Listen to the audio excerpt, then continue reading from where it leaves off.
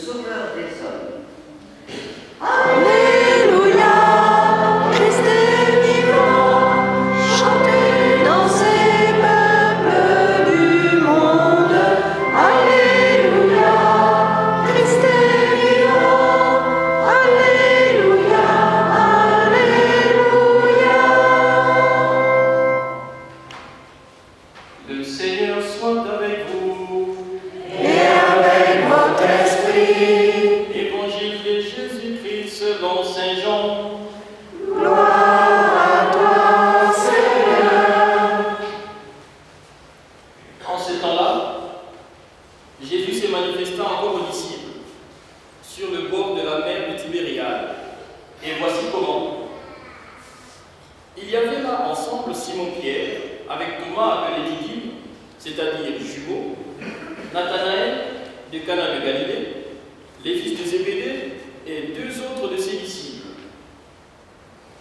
Simon-Pierre leur dit: Je m'en vais à la pêche. Ils lui répondirent: Nous aussi, nous allons avec toi. Ils partirent et montèrent dans la barque. Or cette nuit-là, ils ne prirent rien. Au lever du jour, Jésus s'éteignait sur le rivage, mais les disciples ne savaient pas que c'était lui. Jésus leur dit: Les enfants, auriez-vous quelque chose à manger? Ils lui répondirent: Non. Il leur dit: Jetez le filet à droite de la barque et vous trouverez. Ils jetèrent donc le filet, et cette fois, ils n'arrivaient pas à le tirer, tellement il y avait de poissons. Alors le disciple que Jésus aimait dit à Pierre: C'est le Seigneur. Quand Simon-Pierre entendit que c'était le Seigneur, il passa un vêtement car il n'avait rien sur lui, et il se jeta à l'eau. Les autres disciples arrivèrent en barque, traînant le filet plein de poissons. La terre n'était qu'à 100 de mètres. Une fois descendus à terre, ils aperçoivent, disposé là, un feu de braise, avec du poisson posé dessus et du pain. Jésus leur dit: Apportez donc de ces poissons que vous venez de prendre. Simon-Pierre remonta et tira jusqu'à terre le filet plein de gros poissons. Il y en avait 153. Et malgré cette quantité, le filet ne s'était pas déchiré. Et Jésus leur dit: Venez manger. Aucun des disciples n'osait lui demander: Qui es-tu? Il savait que c'était le Seigneur. Jésus s'approche, il prend le pain et le leur donne, et de même pour le poisson. C'était la troisième fois que Jésus, ressuscité d'entre les morts, se manifestait à ses disciples. Quand ils eurent mangé, Jésus dit à Simon-Pierre: Simon, fils de Jean, m'aimes-tu vraiment plus que ceux-ci? Il lui répond: Oui, Seigneur, toi tu le sais, je t'aime. Jésus lui dit: Sois le berger de mes agneaux. Il lui dit une deuxième fois: Simon, fils de Jean, m'aimes-tu vraiment? Il lui répond: Oui, Seigneur, toi tu le sais, je t'aime. Jésus lui dit: Sois le pasteur de mes brebis. Il lui dit pour la troisième fois: Simon, fils de Jean, m'aimes-tu? Pierre fut peiné, parce que la troisième fois, Jésus lui demandait: M'aimes-tu? Il lui répond: Seigneur, toi tu sais tout, tu sais bien que je t'aime. Jésus lui dit: Sois le berger de mes brebis. Amen, amen, je te le dis, Quand tu étais jeune, tu mettais ta ceinture toi-même pour aller là où tu voulais. Quand tu seras vieux, tu étendras les mains. Et c'est un autre qui te mettra ta ceinture pour t'emmener là où tu ne voudrais pas aller. Jésus disait cela pour signifier de quelle mort Pierre rendrait gloire à Dieu. Sur ces mots, il lui dit, suis-moi. Acclamons la parole de Dieu. Louange à toi, Seigneur Jésus.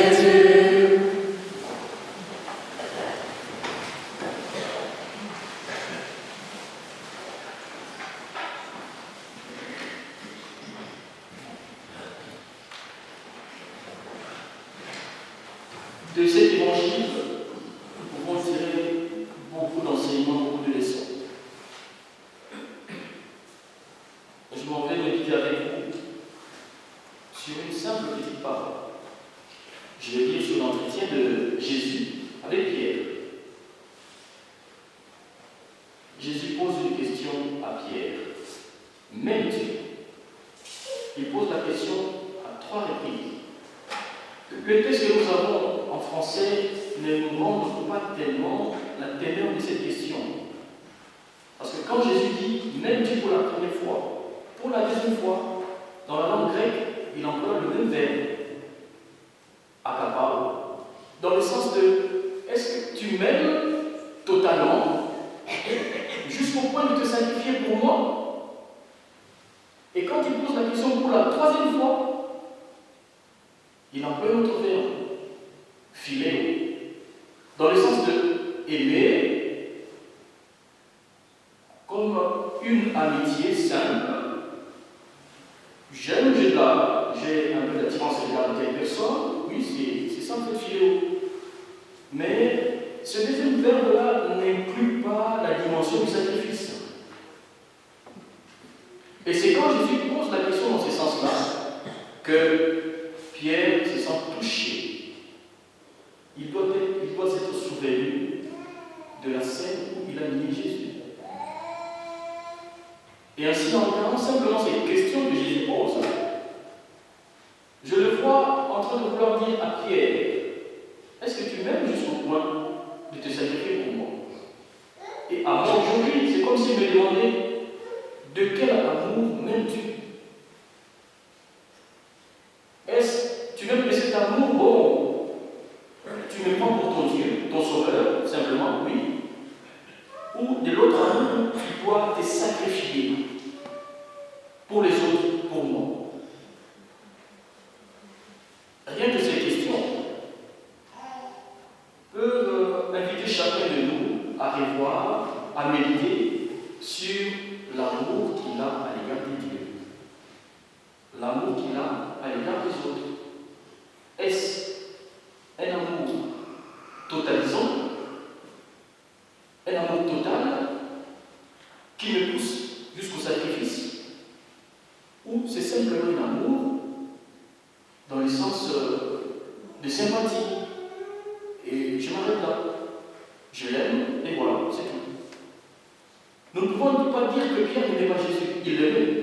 La preuve, c'est que quand Jésus lui pose la question, même Dieu pour la première fois, il emploie le verbe, Jésus emploie le verbe qui signifie aller jusqu'au sacrifice, mais Pierre, en répondant, emploie le verbe philéo, sympathie. C'est une première piste de notre méditation que nous pouvons retenir. De quel amour j'aime Dieu? De quel amour j'aime les autres?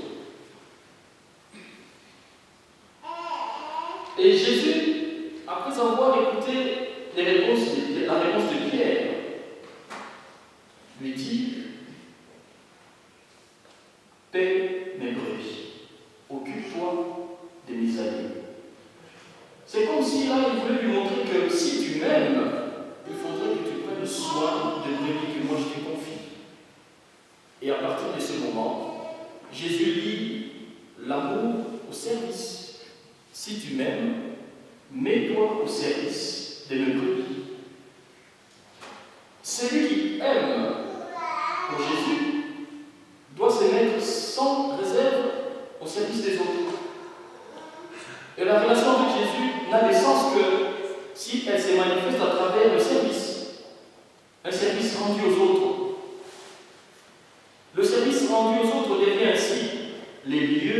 d'édification, de croissance de notre amour, nous comme d'aujourd'hui.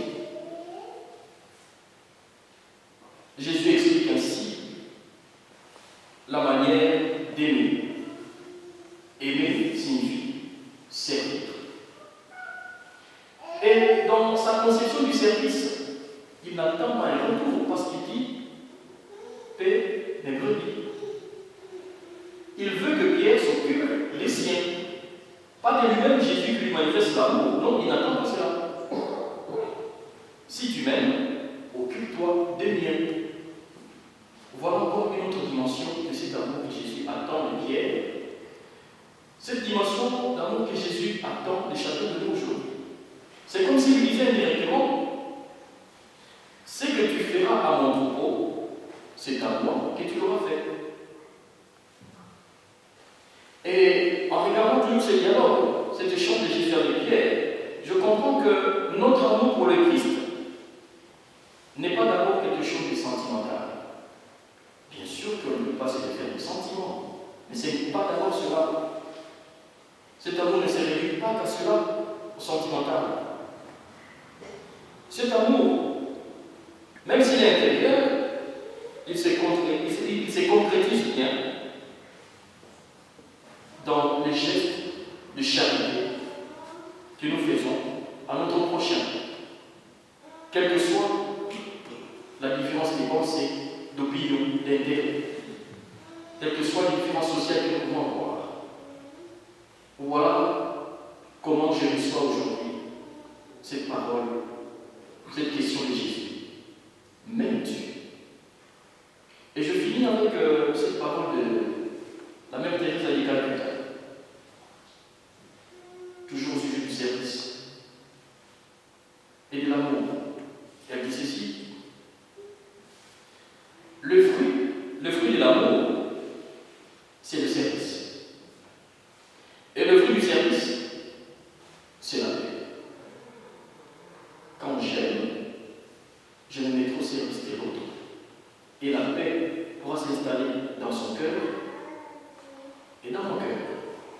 La paix pourra s'installer, prendre place dans sa vie et dans ma vie. Que le Seigneur nous aide à aimer, à nous aimer les uns les autres, afin que même ces chants que nous exécutons quelquefois puissent avoir des répercussions dans notre vie de tous les jours. Et je pense là à un chant, je ne sais pas si nous pouvons l'exécuter ensemble. Seigneur, prends soin de moi, j'ai besoin de toi. Seul, je ne suis rien. Tu le sais, Seigneur. Seigneur, prends soin de moi. J'ai besoin de toi. Seul, je ne suis rien. Tu le sais, Seigneur. Comment pourrais-je vivre ton amour? Comment pourrais-je vivre? Qui es-tu, Seigneur, et qui suis-je? Garde-moi toujours. C'est